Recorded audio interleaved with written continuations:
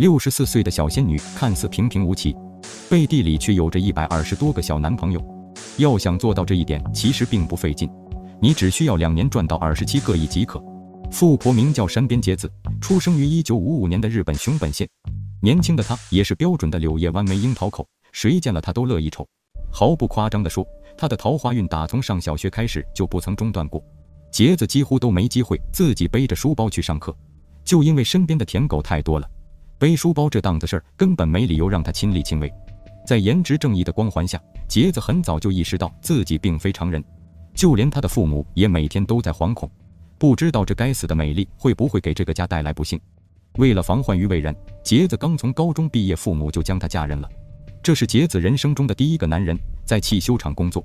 2个年轻人的火力不是一般的大，仅用了3年的时间便已经儿女双全了。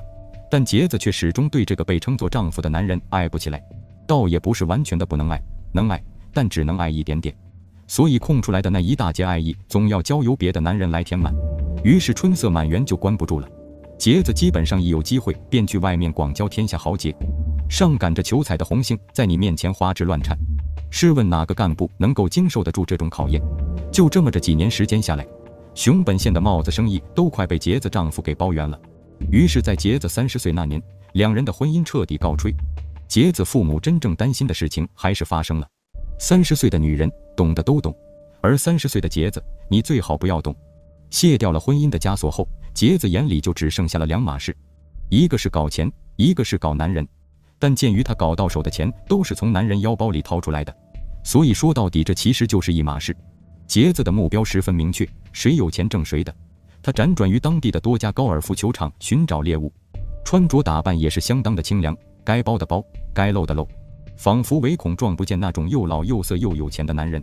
经过对所接触到的男人进行一顿分析，结子总结出了不同类型男人的喜好特点。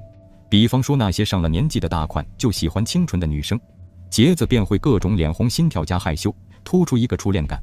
而也有一部分富豪就喜欢那种高冷的女人，结子便会各种故作从容加正经，主打一个反差感。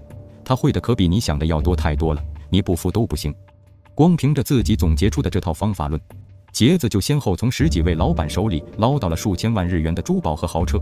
毫不吹牛地说，他真的可以3句话让一个男人为他花掉18万。33岁那年，结子可算是迎来了自己事业的上升期。他用自己的人体魅力征服了熊本县的一位社长，并借着这层关系以及源源不断的资金，结子很快就在当地最繁华的地带开了2家居酒屋。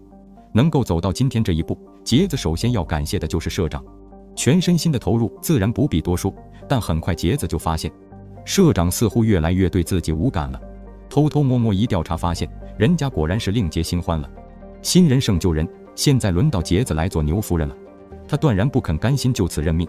结子深知社长的秉性，他多少还是有些文人的雅痞在的。于是结子决定写情诗，用文采来换回变了心的爱人。他写出来的诗基本上都是这样的，文采不文采的咱就不说了，反正也没有。咱就是说，这社长看到这种情诗真的会回心转意吗？你别说，你还真别说，社长居然真的被结子的诗给狠狠感动到了。2人如命中注定的一般，又尿到了一个湖里。此后结子的酒馆生意更是顺风顺水，凭借着手里广大的人脉资源，他又得以进军地产业，正好赶上日本的泡沫水涨船高，几乎不费吹灰之力的他就拥有了数亿的资产。在结子47岁那年，他斥资1个亿给自己盖了座宫殿，里面的设施都是怎么奢华怎么来。每当有路人见到这等气派的豪宅，都忍不住赞叹，这就是传说中的公主的宫殿吗？除此之外，结子的一切衣食住行均有向老佛爷看齐的态势，恨不能给10个手指头戴上20个珠宝钻戒。平时出门逛个街啥的，也基本上都是奔驰起步。富婆的生活说白了就是这么的朴实无华且枯燥。唯一让结子感觉到大事不妙的，就是自己与日俱增的年龄。为了自欺欺人，他豪掷800万日元给脸和胸做了个小手术。活了大半辈子，结子突然活明白了。在此之前，他一直都是想方设法让男人给自己花钱，现如今他倒要好好享受给男人花钱的滋味。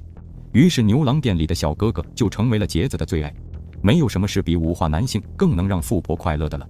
当地有不少年轻力壮的专业小哥哥都曾受过结子的恩惠，其中更是有一位靓仔，足足让结子为他花掉了数千万日元。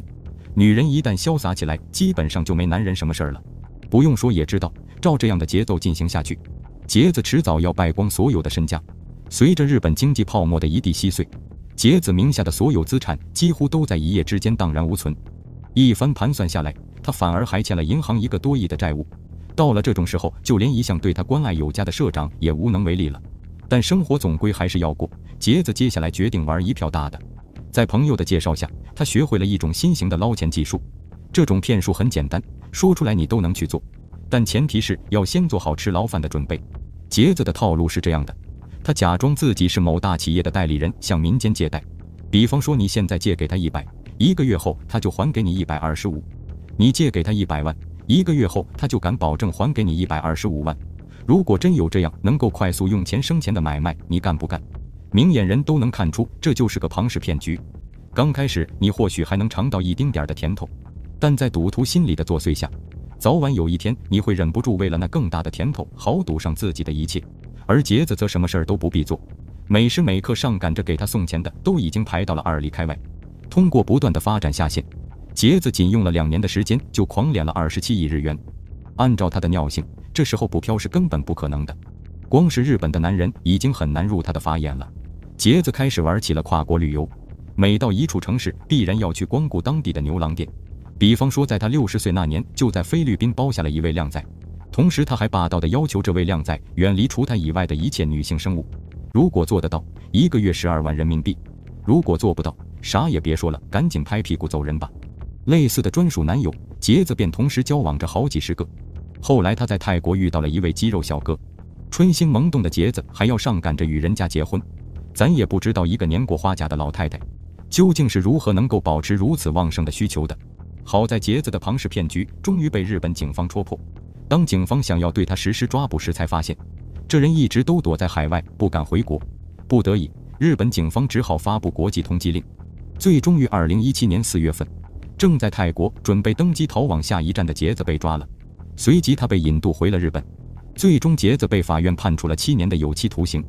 一代诈骗女王就这样乖乖捧起了牢饭。不过话又说回来了，杰子损人利己的行为固然可耻，但人家这一辈子过得还真是让人羡慕不已呢。人人都笑山边杰子，却又人人都想成为山边杰子。